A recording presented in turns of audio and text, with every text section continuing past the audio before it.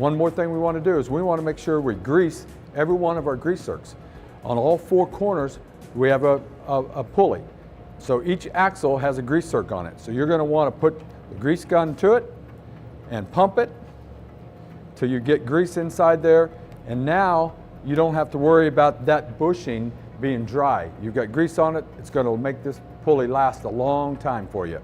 And you're going to notice I have on each four of the posts there's one, and then underneath the track that has a cylinder on it, there's pulleys there. So each axle has a grease zerk. So now we're going to go down below and I'm going to show you how you handle that one.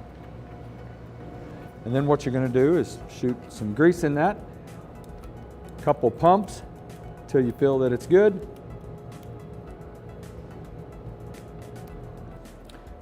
Okay, and you'll want to do that depending on your use, but I'd say every 6 months, check it. You'll be able to tell when you put your grease gun in and start to pump it. If it feels full, you're good.